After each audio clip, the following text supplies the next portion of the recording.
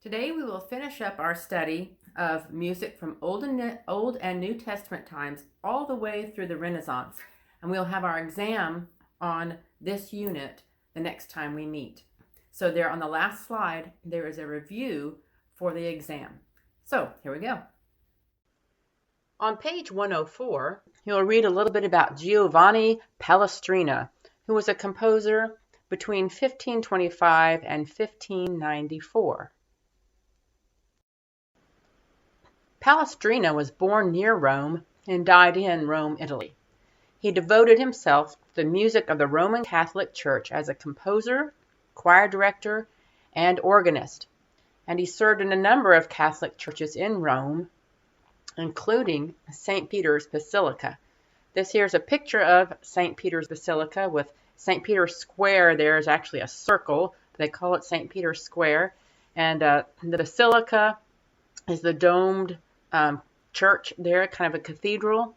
And if you wanted to see the Sistine Chapel, it's a tiny little chapel over to the right-hand side of the domed basilica. The domed basilica is all white. There's a tiny little brown chapel over on the right. That is the Sistine Chapel.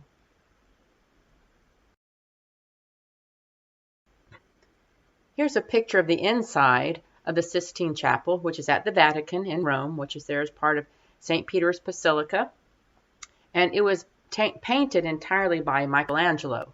And this is also where the new Pope is selected, and the white or black smoke, whichever it is going to be coming through the little chimney area. And this is where the new Pope is selected whenever they need to select a new Pope. So now on to Palestrina.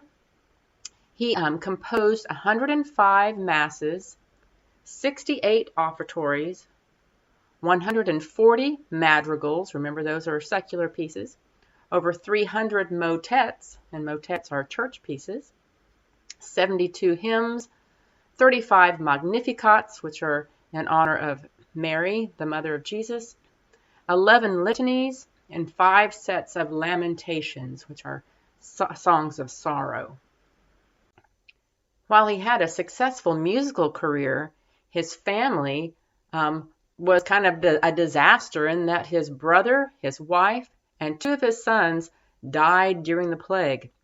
And so he had a lot of sorrow in his life of losing family to disease and to the Black Death, which was the plague.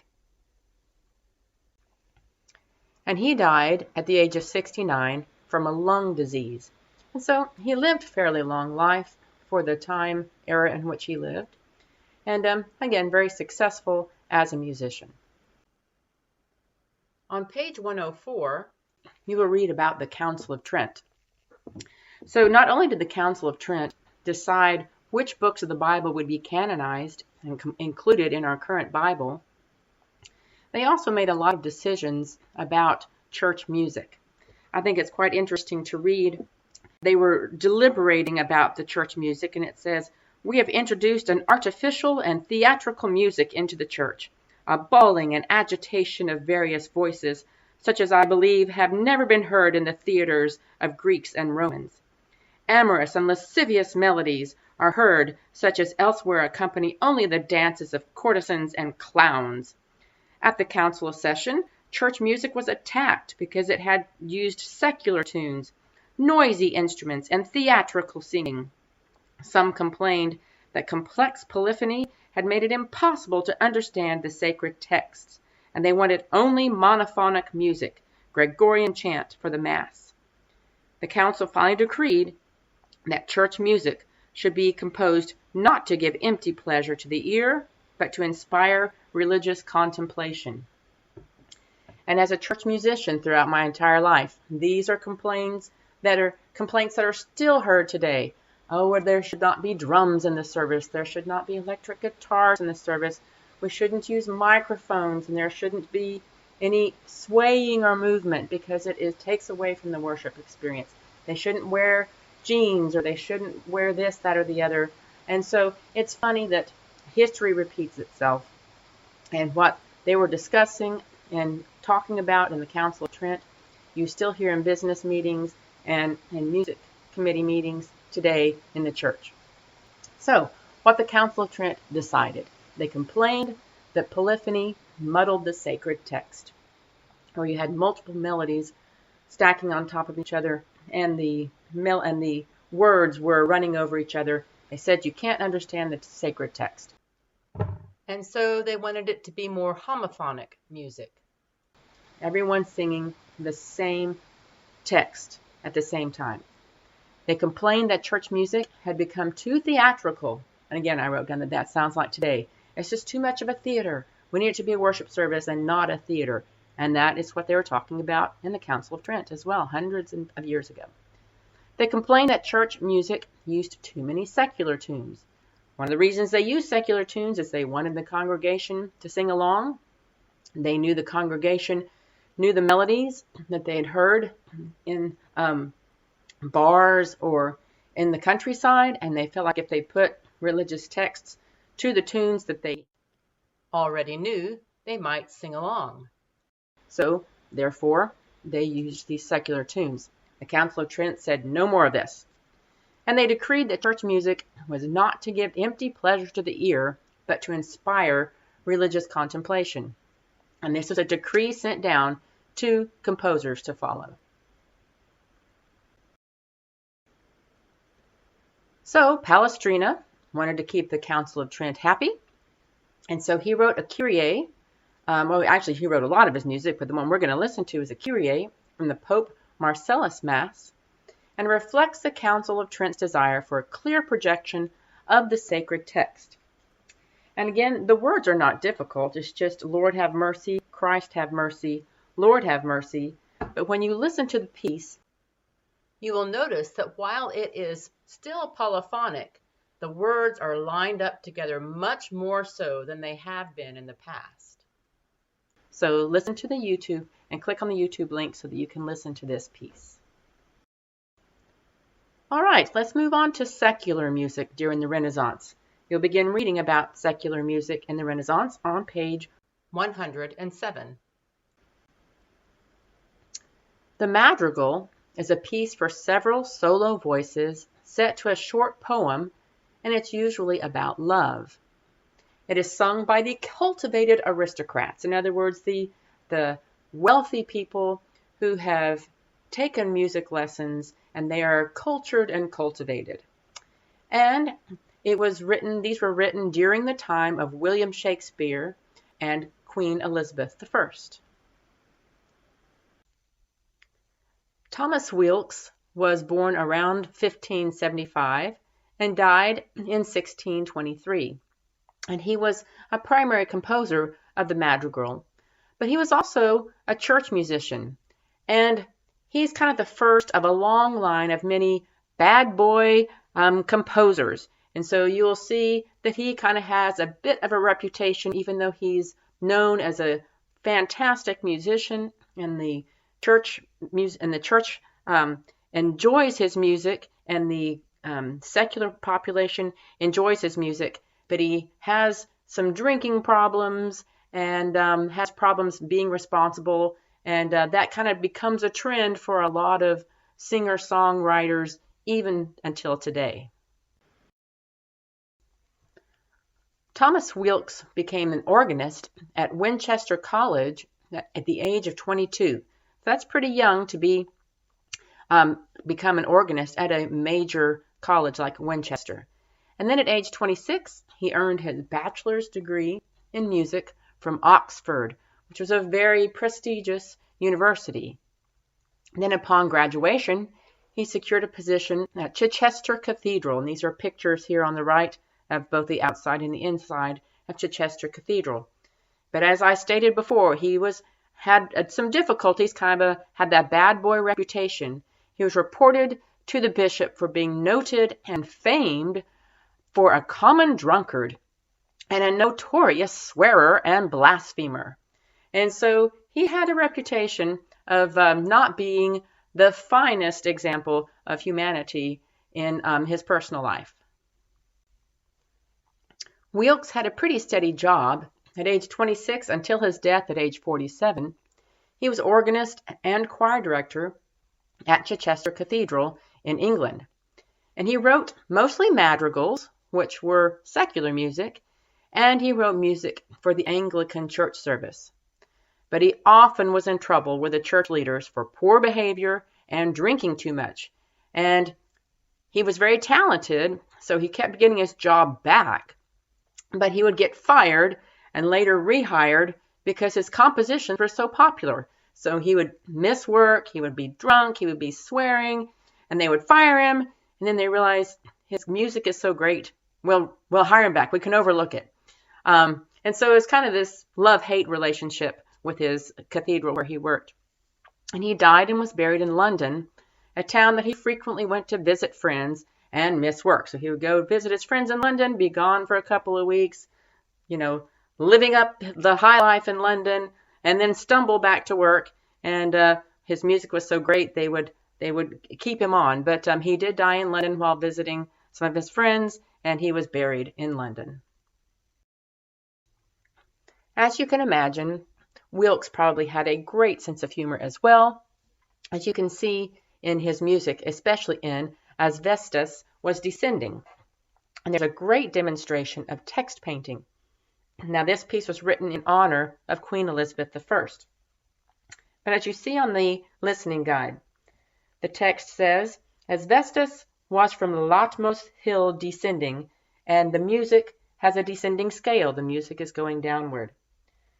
Then it says, She spied a maiden queen, the same ascending. And so the music scale goes upward.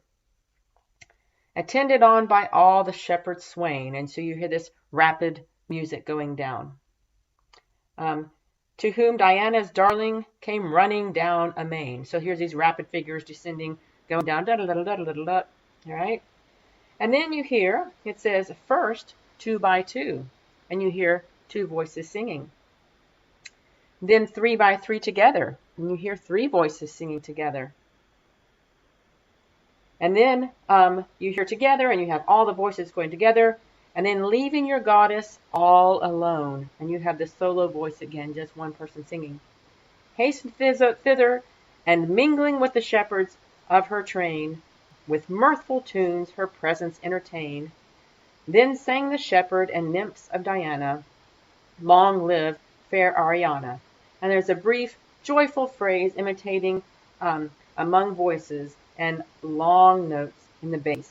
And so he has all this text painting going on, which is quite cute. So listen to this recording. John Dowland was a composer and a lute player, very famous for playing the lute as well as composing. And he was born in 1563 and died in 1626.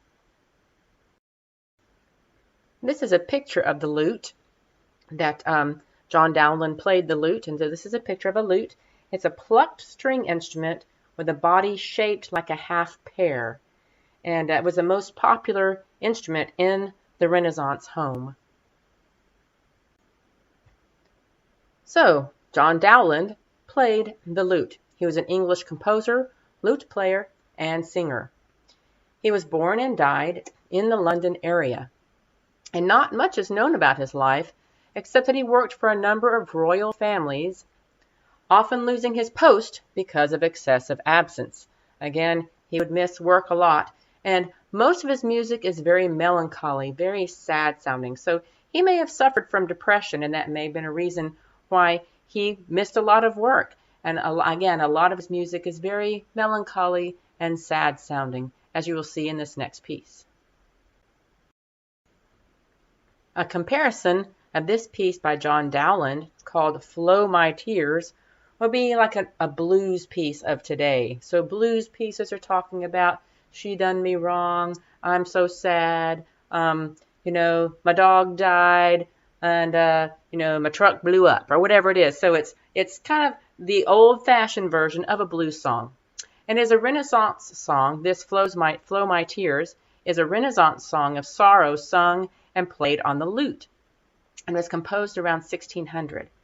And again, the text, Flow my tears, fall from your springs, exiled forever, let me mourn, where night's black bird her sad infamy sings, and let me live forlorn.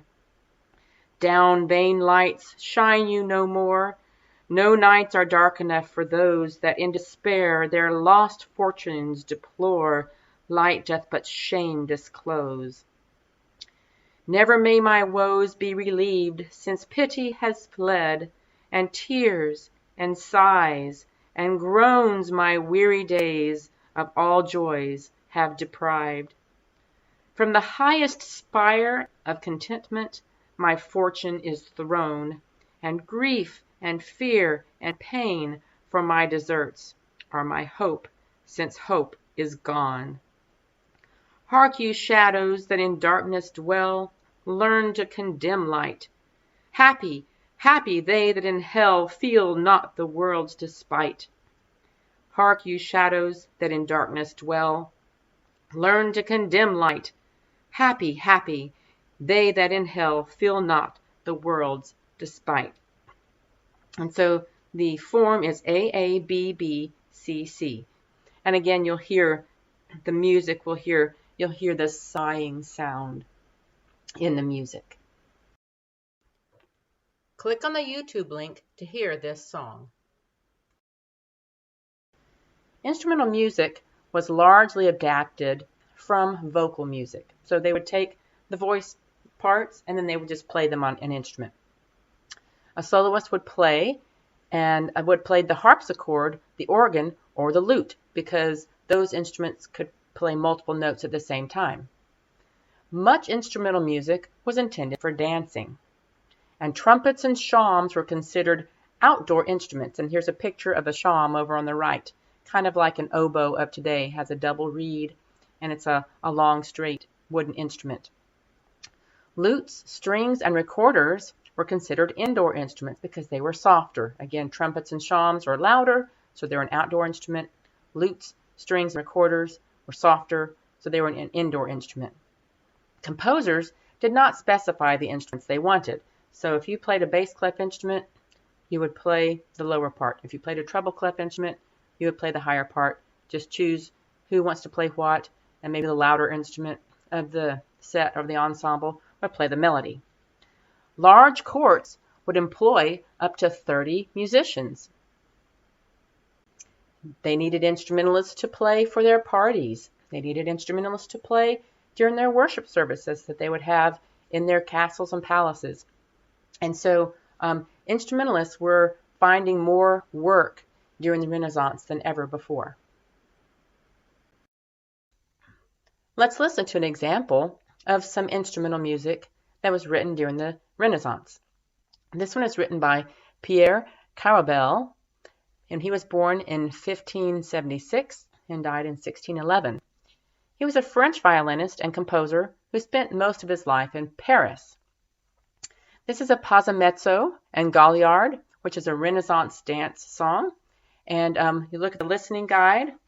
It's in duple meter, and it's the Passamezzo is in duple meter, and the Galliard is a quick dance in triple meter, and written for 5 unspecified instruments. So watch this recording and on YouTube. On page 114, you'll read about Giovanni Gabrieli. He was born in 1555, and he died in 1612. And again, you see he played the lute. Gabrieli was born in Venice, Italy, and he's considered to be the most important composer of the late Renaissance. He was an organist at St. Mark's Cathedral for 27 years, and on the next slide you'll see a picture of St. Mark's Cathedral. It's a beautiful cathedral. And he concentrated mostly on composing sacred, vocal, and instrumental music. And he is one of the first composers to specify instrumentation and dynamics. So he said, I definitely want a shawm here, or I want a lute here, or I want a violin here. And he said, I want specific instrument at different places. And he's the first one to indicate, I want it quiet here, and I want it loud here, and I want it to get gradually louder here or gradually softer here. So the first one to specify instrumentation and dynamics. This is a picture of St. Mark's Cathedral where Gabrieli worked. And again, it's in Venice. This is the town that has all the gondolas, and there is lots of boats that go and travel around the canals because cars are not allowed on this island. Everyone walks or takes boats through the canals. And just to the right of this picture is a big canal where you can come to the cathedral by boat. Let's listen to a piece by Gabrieli named Plaudite. It's a polychoral motet, which means there was two choirs or more than one choir sung together. And it is from 1597. And on the YouTube link, you will see photos of St. Mark's Cathedral throughout the listening as you hear the piece. And the text would interpret to read, "Clap your hands, sing praises, sing joyfully to God, all the earth. Alleluia. Let all the nations bless the Lord, together praising him. Alleluia. For the Lord hath acted in his mercy with us. Alleluia. And led captivity captive. Admirable and glorious he is forever. Alleluia. Alleluia." And so it's kind of a repeated section. You have it just says A. So each section is repeated, kind of like a hymn would be. And the climactic section in the duple meter ends the Plaudite. Click on the YouTube link to hear this piece. This concludes our study of early music, including music from Bible times, from the Middle Ages, and from the Renaissance. Using the textbook and class lectures, study the lives of these composers. We have Hildegard of Bingen, Leonin Imperatin, Landini, Machaut, Desprez, Palestrina, Wilkes, Dowland, and Gabrieli. I'm going to have some matching questions on these composers, so you need to know what country they're from, what kind of music did they write, where did they work, what instrument did they play, and some other interesting facts that set them apart from each other, so you can choose the composer that goes with a description. Number 3, you need to know the 5 musical portions of the Mass and tell me what each of those portions means in English. So you need to tell me what it is in the Latin and then what it means in English. 4, understand how sacred and instrumental music changed from Bible times through the Renaissance. 5, know what a role the Council of Trent played in church music. And then there will be 20 terms to match with definitions. So study the terms listed under important terms and featured genres that are found on page 92 and 116. As you prepare to take your second exam, be sure to look at the chapter summaries at the end of each chapter, one for music in the Middle Ages and one for music during the Renaissance. Notice that there are important terms, featured genres, and featured composers in this summary. And there's also a section that has a little paragraph about music in society, important style features, and performance practice. You have 2 opportunities to take the exam within about a 5-day time period. So I recommend taking the exam early so you can see if you need to make any adjustments before you take it again. Good luck.